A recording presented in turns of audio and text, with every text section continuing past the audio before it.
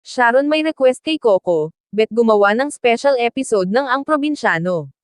Magkaroon kaya ng katuparan ang request ni megastar Sharon Cuneta sa bida at isa sa mga direktor ng Ang Probinsyano, na si Coco Martin. Sa katunayan, nag-post si Sharon sa kanyang Instagram account ng larawan nila ni Roel Santiago at Julia Montes, family picture ng Hidalgo family.